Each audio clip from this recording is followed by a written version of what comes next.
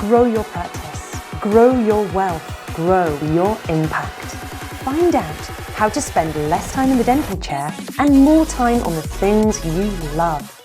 Welcome back to the Dental Wealth Podcast. Glad to have you back. This is the second episode shooting from the home front. Like I said, we're moving studios, so if you notice any background noise, maybe birds in the background or something, it's because I'm shooting from home because we're lucky we're moving to new studios at Tower Leadership, and we're super excited about that. So bear with me, but I'm glad to have you back. Today, what I want to talk about, first of all, I hope you listened to last episode. If you didn't, you need to go back and listen to it, and really talking about personal development, and because it is the secret sauce. It's, what you have today is a product of the person you've become. It's what we do over a period of time. And if you didn't listen to last podcast, I need you to go back and listen to it because it's so paramount to your success. It's so paramount to where you want to be. And, lucky for me, I coach some of the most successful dentists in this country. And I get that privilege, based on results, and I see commonalities, and I see things that, that's the blessing like you have, that you work with so many patients. What patients that have great, gingival health and patients that take care of themselves, you see trends and patterns and procedures, and so you see certain things because you're an expert in your field. Well, so am I. And so, when you go back and listen to a podcast like the last podcast, it's so important because you get to see then this like, what's the commonalities between people that are highly, highly successful and the people who aren't. And you can't miss that stuff. That's the secret sauce. It's the stuff that makes the difference. It's the difference, because one of the greatest things I ever heard is the great Jim Morin once said, he said, listen, why one person walks in my seminar and says it's the greatest thing I've ever heard in my life, and the other person walks out and says I've heard it all before, is what they call mysteries of the mind. Why people get it. And here's the crazy part. The successful people get it. They get it. They take it in. They move to the next level. And I want you to hear me on that. And I want you to take that in. Now, if you put that into place, today what I want to do is I want to shift to a different area. And I just want to talk about capital. And this is going to be a little shorter podcast, I think, maybe, than maybe typical, but we'll see where I end up at.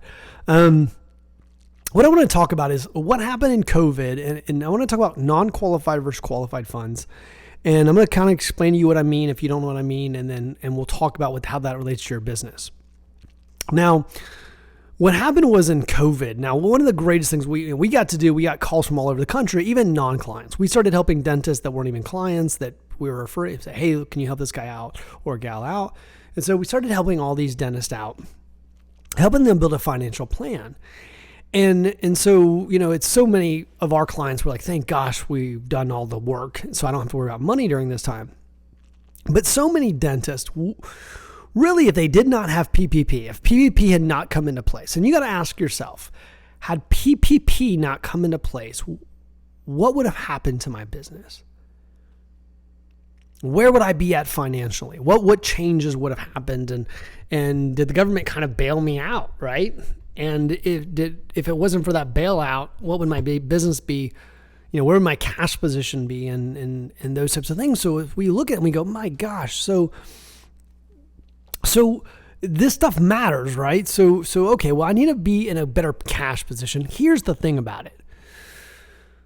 Those of you who've listened to this podcast know, and people that have been around me know, I was saying way before COVID ever happened that winter was coming, because life is like the seasons. And so I knew winter was coming, and I was like, you've got to have access to capital. You've got to have access to capital.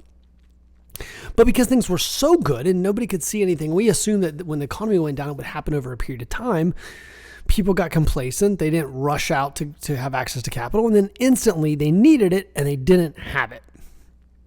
So what I need you to do is I need you to never let that happen again. So we're in spring. Now, we are not in the season of spring, literally, but figuratively we're in spring. We've come out of winter and we're in spring.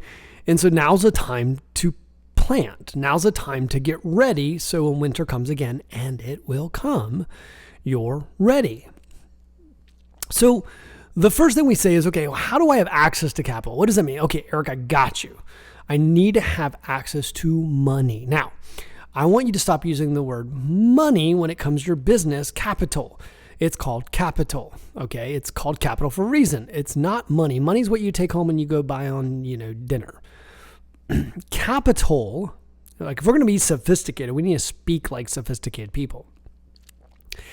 In your business, you have capital. That's why they call it working capital, right? It's capital.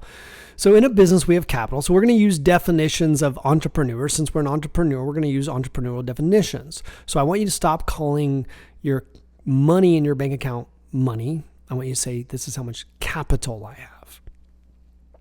And then the question is, do you have access to capital?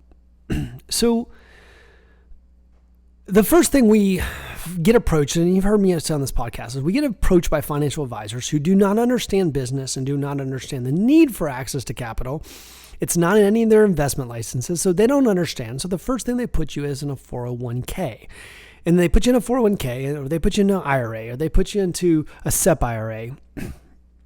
And the problem with this is most of you listening to this podcast can't get access to that money. And if you needed it, you can't get access to it. Just understand the most anyone can borrow from a 401k. You say, well, I can borrow from it. The most anyone can borrow from a 401k is $50,000. But if the total vested amount in the plan is less than $100,000, you can only borrow up to half of that total. So if you've got $60,000 there, you can only borrow 30. One exception, there are some plans that will let you take $10,000, up to $10,000, even if you have less than $10,000 invested, but that's not really. But I need you to hear me as far as where we are, as far as like this idea of these locking money up. Because the problem is so many of you, like I've met these dentists that were, clients of mine have already known about this, but there's dentists that were like, well, I've got $800,000 in my 401k, but they couldn't get access to it when they needed it. And the problem is now eventually Congress made some moves to allow you to borrow some more from your 401k, but that was months down the road. It was months later. And so we end up in this position where all of a sudden you don't have access to capital. And so what's happening is people are trying to put you into what they call qualified funds. Now, let me tell you what I mean by it's ERISA qualified. I won't get into crazy definitions here, but basically what ends up happening with qualified funds is qualified funds means it qualifies for tax treatment. So what ends up happening is you can defer taxes typically. Now, people always say, well, it's tax-free. No, it's not. It's tax-deferred. They're going to get their money, okay? And so what ends up happening is, so the idea of 401k, which I've talked about in this podcast before, is the idea is that you'll make less money in retirement, and so you'll take it out in retirement, which I've told you a gazillion times. If you're making less money 30 years from now, then you have what we call messed up. You've messed up, and you're in what the financial advisor, what they call the death spiral. And if you don't know what I'm talking about, go back and listen to some old podcasts or some other podcasts, because look, you don't want to be in that situation. But they put you in things, 401ks, 403bs, traditional IRAs, Keogh plans, all these Roth IRAs. These are all what they called qualified funds. So when your money's in there, you can't get access to it until 59 and a half typically, unless there's there are some exceptions, but for the most part, you can't get access to that money. And you have a business that's doing, 30, 40, 50%, and you can't invest that money back into your practice, and you can't even get access to it if you need it, unless you typically have some kind of a health emergency. So typically that money is locked away and you can't even get access to it. And for a business, that makes no sense. I need you to hear me on that. Like the idea of what happened in COVID where you couldn't get access to your money is it blows my mind that anybody would lock up your money for the next 20, 30 years and that you're okay with people doing that with you. Like you can't do that. You can't lock up your money for the next 20, 30 years. Now, I will have people justify why that their accountant told them, your accountant is not a business person. They focus on taxes and expenses. I could show you, you go like, well, yeah, but I had extra money left over. I can show you where to invest it. There are very few circumstances where it's going to make sense for you. Now, there are some circumstances, and I'm not saying there never is, but I want you to hear me on this, especially the vast majority of you. Trust me, I've been doing this for a long time. The vast majority of you do not have enough capital set aside for winter. Now, what happens in winter? Winter happens because maybe it's a disability, maybe it's an economic downturn, maybe it's something else that's happened, maybe it's a divorce. Look, this stuff happens, and when we look at this, we go, the vast majority of you do not have enough capital set aside. Trust me, 95% of you listening to this podcast do not have enough access to capital. Fine. If you've got $10 million sitting in capital you have access to and you want to put money in your 401k, fine. But that's not most of you listening to this. The vast majority of you need the capital. You need access to capital. You need to be able to go get the capital so that you can do things with it, so you can invest in your business. If winter happens, now two things happen in winter. Now, one might be the fact that you need the capital to save your business or for whatever else that I just talked about, these personal winters. But the other side is opportunity. Winter is a time of opportunity because things go on sale. 2008, imagine if you had invested heavily in the stock market. Imagine if you had bought real estate. You could have bought dental offices. Look, there's so many opportunities in winter, but you have to have access to capital. You've got to have money sitting aside that you can get to. And don't let some advisor who try to lock up your money for the next 30 years so that you can get 5% stinking return. That doesn't even make sense. You've got an amazing, why, look, if that's why isn't private equity doing that? Why is private equity not putting the money in the stock market? Why aren't they putting it into those businesses? No, they're putting it into dental because of the return, because the risk rate. You have to look at these things and say, you have to be educated enough to say, look, that's qualified funds. And I got to be careful how much money I'm putting into qualified funds when I don't have enough non-qualified funds. I have to have access to non-qualified funds. I've got to have access to money that I can get a hold of, whether it's in a savings account, whether it's in a brokerage account. A brokerage account comes out at capital gains. So you pay taxes on the way in, okay, and then capital gains on the way out. But you have access to that capital the whole time. You always have access to that capital. Cash held in bonds, cash inside whole life insurance, CDs, whatever it is, whether it's in your checking account, savings account, brokerage account, even whole life insurance, at least you can get access to the money. As long as it's not the very beginning of it, typically you have access to borrow from that money. At least you can get access to the money. So what ends up happening is when we start to look at these things and start to say, look, I've got to have access to capital. So the question for you on today's podcast is this. How much capital do you have access to? Also, access to capital is credit lines. Do you have credit lines? How much do you have on a credit line that you have access to right now? Many of you all of a sudden started calling the banks, freaking out and saying, look, I need another 50 grand in credit. And then you had to wait for weeks or two to get a decision back. I need you to get, now don't go put a bunch of money on your credit line, but you need to have access to it. And maybe you have a $150,000 credit line, plus you have money in a savings account, plus you have money in a brokerage account, plus you have money in bonds, plus you have money in whole life insurance, plus you have money all over the place. And so what ends up happening is you have access to all this money that you can get at a moment's notice. So if a practice goes on sale, you can go buy it. So if a piece of real estate goes on sale, you can buy it. So if you have a personal tragedy, you can bail yourself out and you don't need the government. You have to have access to this money. You have one of the most profitable businesses in the United States of America and even the world. You have one of the most profitable businesses, but yet you've got a bunch of bozos. I'm not saying they're bad people. I'm just saying people, when it comes to understanding your business, maybe I shouldn't use the word bozo. Man, that's hard or something. I don't know. It's not sensitive enough. But I mean, sometimes I feel like that. That's what I get like emotional about this. I'm like, look, sometimes some of the information that's be given to you might as well be called bozo information because it's not good information. Businesses, the reason why Pier 1 goes out of business, the reason why Lehman Brothers goes out of business, the reason why these Toys R Us goes out of business, the reason why these companies go out of business is they don't have access to capital. You think, and I'm going to tell you what happens to these businesses, okay? It's like JCPenney, I did a podcast about that a few weeks ago. What happens is the people took out massive amounts of debt, and then eventually they go back to their debtors when stuff hits the fan because they're already in decline in their business. And what happens is they go back and say, hey, can you give us better terms? And finally the bank looks at them and goes, no, I'm not giving you better terms. We've already given you all the terms we're going to get. Forget it. We're calling the note. And that can happen whether you're a $30 billion business or a $3 million business or a $300,000 business.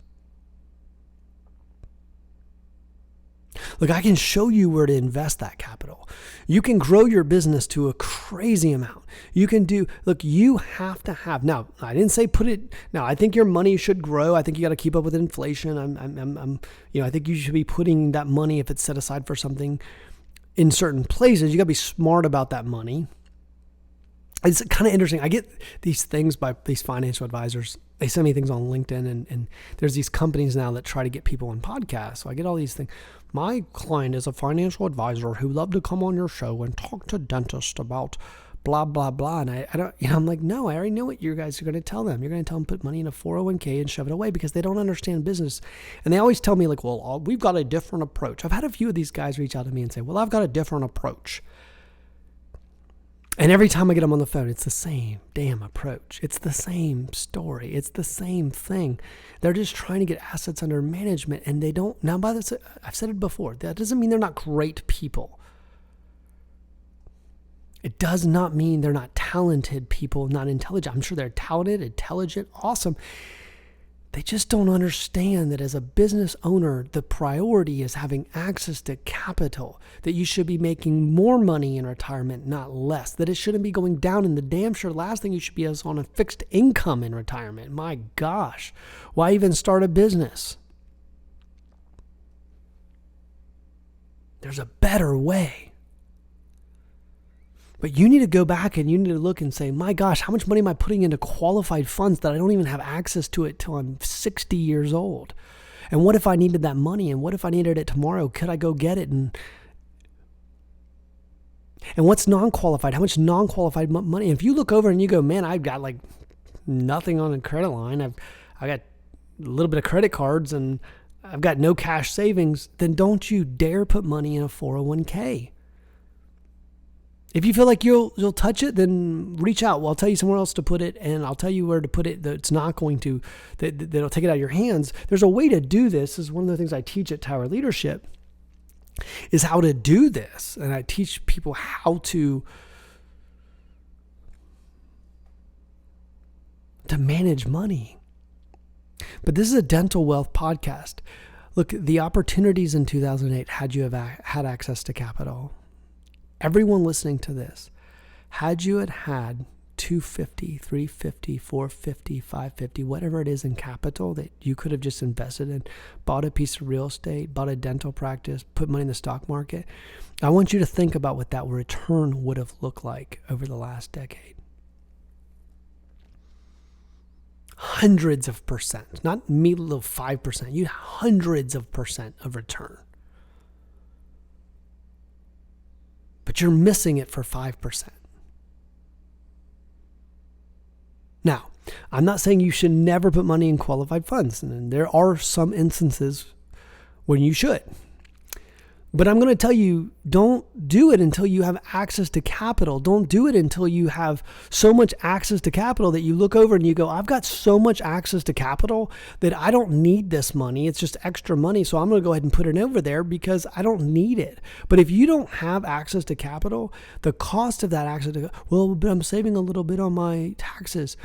No, that's scarcity mindset. What it's costing you is millions, and I mean millions, and I could do the math for any one of you. It's millions of dollars.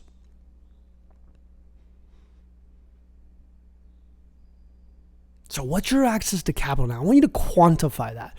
How much access to capital do I have right now? If I needed to go pull a check for $500,000, can I do it? If I needed a check for $100,000, could I do it? How much money could I get right now if I needed it? What if I wanted to go buy a practice that was a fire sale? What if I wanted to go buy a piece of real estate cash? I'm not talking about just getting, because look, well, Eric, I'm sure my bank would give me the money. Look, the banking environment, we have no idea. Well, look what happened in 2008. We don't know what the banking environment's going to do, and you can't count on that. Anyone who's been around long enough can tell you that. Don't trust, you can't trust that the banking industry won't change. It might or might not change.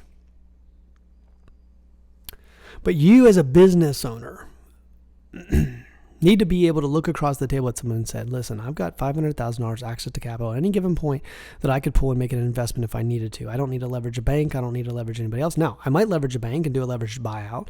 I might use my banking ability, but you'll get more banking ability when you have more access to capital. Think about this for a minute. If you walk into a bank and you go, I've got $500,000 sitting. By the way, you're just something you understand. When you're of your qualified funds, your 401k, the banks don't even leverage that. They don't even end up using that in their calculations on how much capital you have access to because of the fact that you can't get into it. The banks can't even use it to collateralize against because they can't get to it.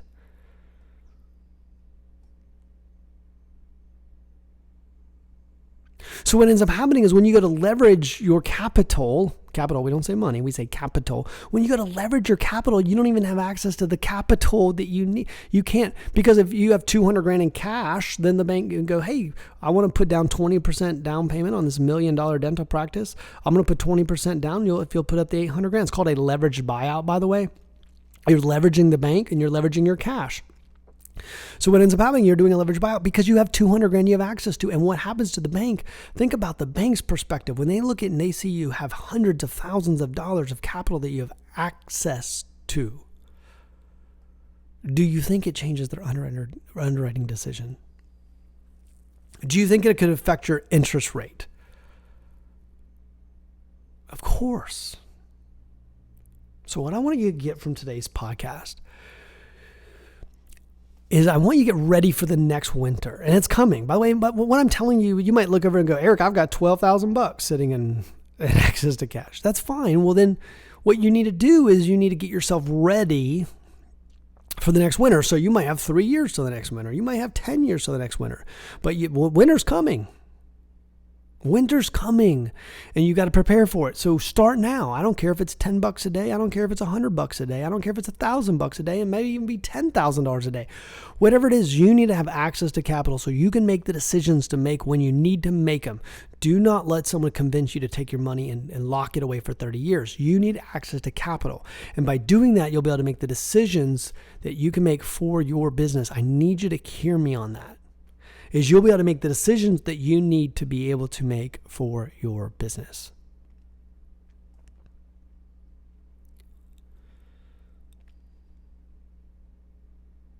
So make a list of all your qualified funds. What do you have in qualified funds? Okay. What do I have in qualified funds?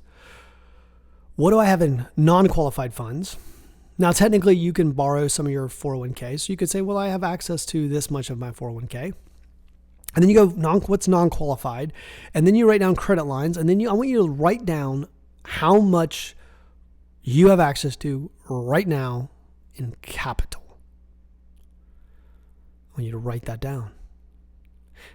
And I need you to work on that number. And if you work on that number, so much will change for you. So much will change in your life and so much will change for you if you work on that number. So, that's what I want you to focus on this week is I want you to start focusing and building a plan around increasing your access to capital. And as you do that, what you're going to find is it will also reduce stress.